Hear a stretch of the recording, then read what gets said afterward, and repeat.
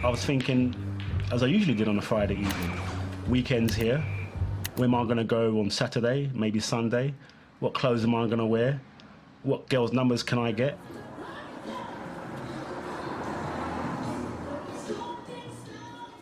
At about 6 o'clock, a young constable, a couple of months into service, was on what he thought was a routine call.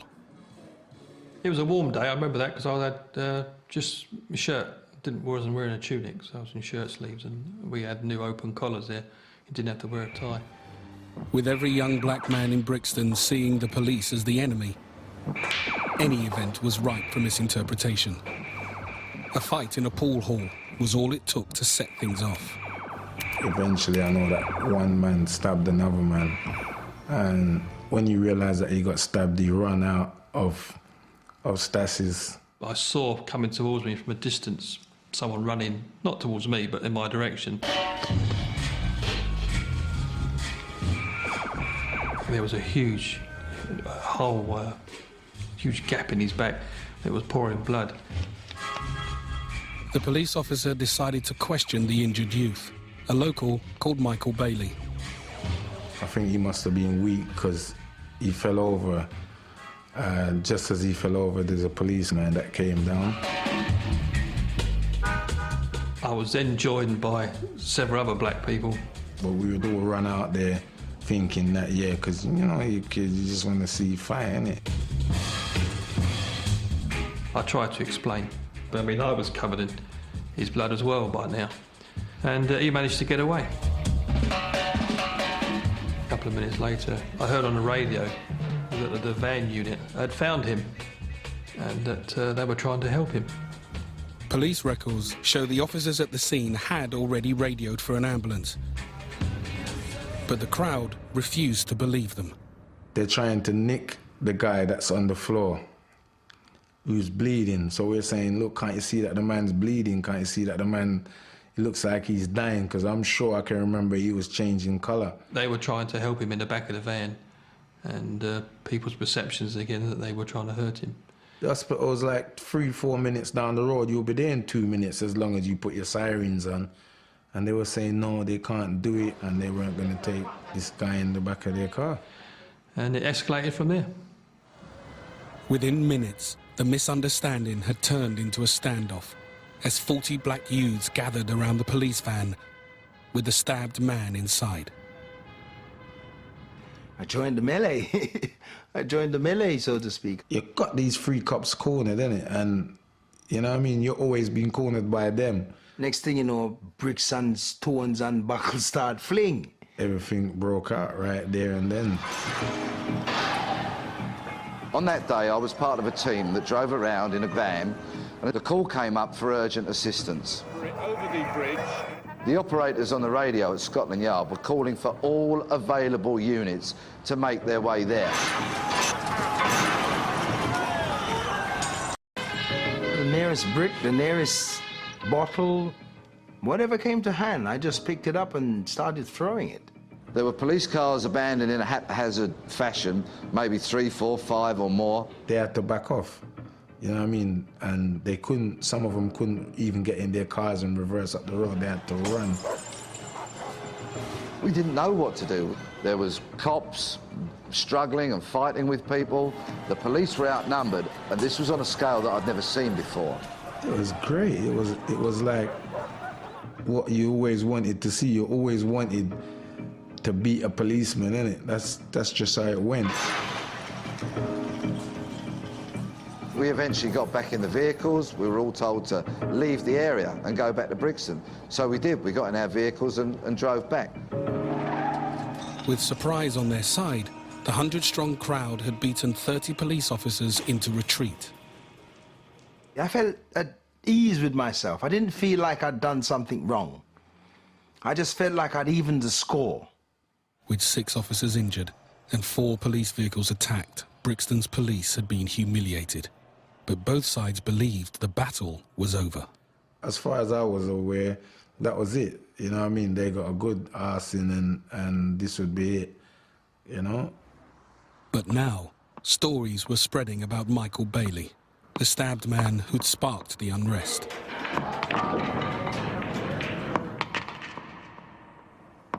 in the night, there was nothing else to talk about.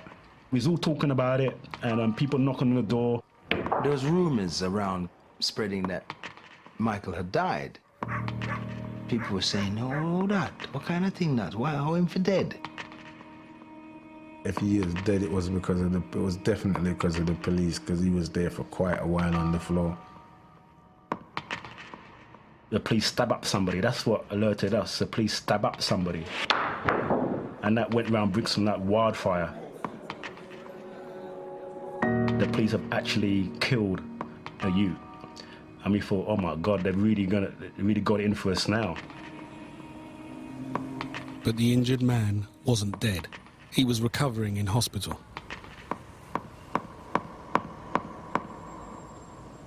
So in a bid to calm local tempers, the police called in community leaders. You reach a point where you can't take anymore. We're going to do something about it. What we're going to do, you don't even know. But you start doing something. On the surface, Brixton looked peaceful. Community leaders pleaded with the police to keep it that way by stopping Swamp 81, the operation that had sparked so much local anger. If I'd have withdrawn, a lot of people would have seen that as surrender, and also it would have laid me open to the charge of failing to police the area properly. It would have been beyond belief to have withdrawn police because somebody said, oh, I think you're doing it all wrong. I had a responsibility not only to Railton Road, but also to the people in Brixton. Feelings were running high. Violence had erupted just hours before, but the police ignored the black community's advice and decided Swamp 81, the hated war on street crime, would continue. The police can only police with the consent of the local community. And where the local community do not consent to the way in which the police operate, then there is going to be trouble.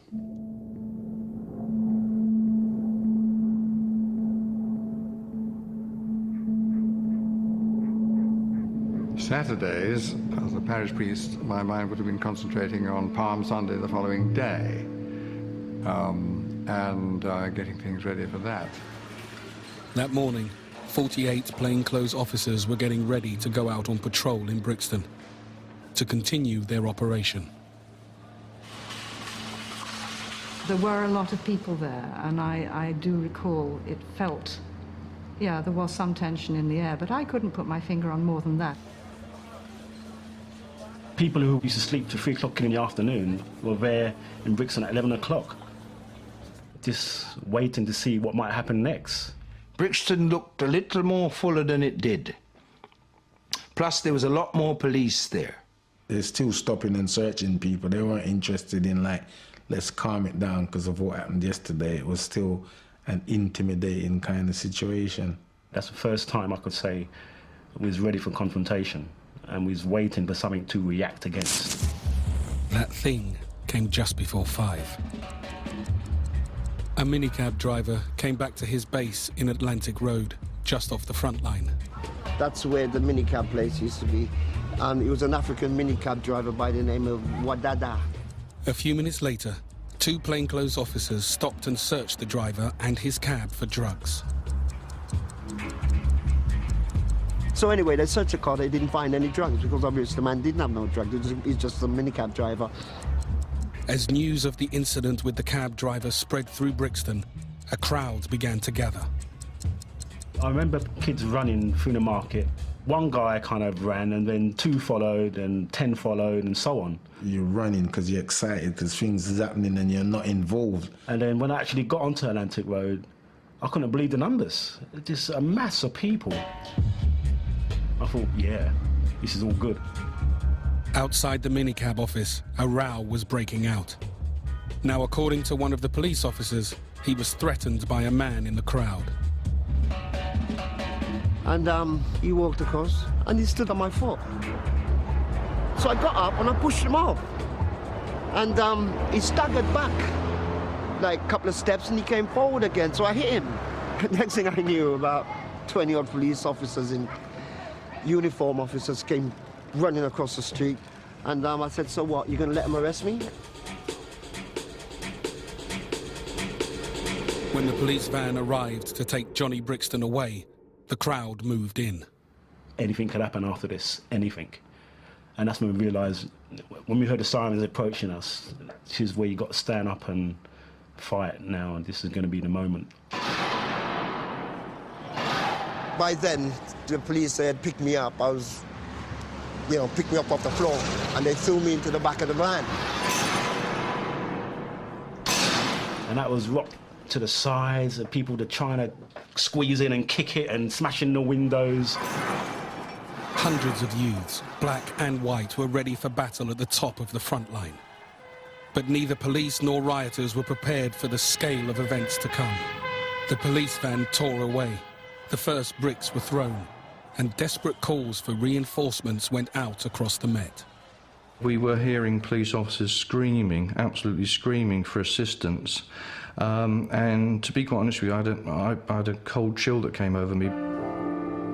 People were cut off, people were calling for help. So it did start to build up a picture for us before we got there. When reinforcements arrived at the top of the front line, the trouble seemed to be over. It was like driving into a ghost town, yes. It was very eerie, very quiet. We could still hear the radio going, so we knew that there were things going on, but we couldn't see it. We were all from different areas, nobody knew each other. But a dozen police officers is quite good, so we thought we were quite competent to hold that road and not let anybody through to the shopping centre, so we were quite jolly and happy. This was our target, don't let anybody through here into Brixton town. We were going to hold it under all circumstances. I could hear police officers round the other road as well, which sounded like they're under attack. This is when we saw our first rioters. And as we moved up to Rowton Road, that's when these people saw us and we became their targets. I can see the people coming down the road now. We'd desperately search for stones or anything, bricks. Once we find a piece, we'd pick it up, take a bit of a run up, charge down the road, throw it into their ranks and just hurl it. Look around for another piece of brick or whatever, and the sky was just darkened. Bricks started to rain down. We had no shields. I remember at one stage grabbing hold of a dustbin lid. We were retreating. We were definitely retreating. We had to for our own safety. In that initial period, the first hour, the police had absolutely no control whatsoever, which was very empowering, very, right, let's bring it to them. By 6 o'clock, the police were forced back to the top of Railton Road. They were already outnumbered, but more people, black and white, were arriving all the time. There was a group of us up Brixton Hill, and we were walking back towards Brixton when a few people were running up and there was police sirens going off everywhere, and somebody told us that it had kicked off big time down in the line. I think I got a phone call from a friend saying that there's something's happening in Brixton. It was a riot, and I didn't know what a riot was, so it was a bit of a shock. I remember thinking, what's a riot? And then went down to investigate, as you do.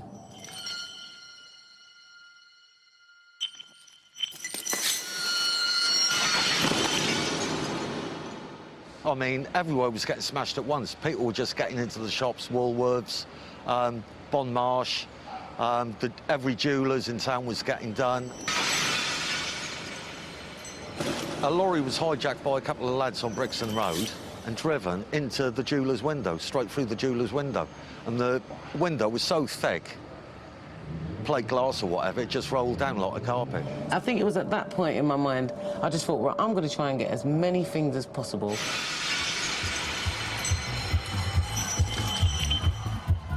It was like ants to honey. There were so many people in there, just diamond rings, sovereigns rolling down the pavements.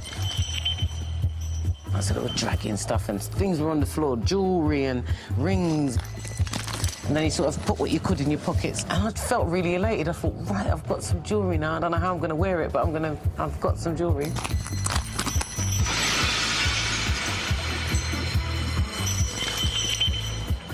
We were getting something that we'd always wanted, that we weren't able to afford. And nobody was telling us what we couldn't do and what we could do. We were doing what we wanted to do.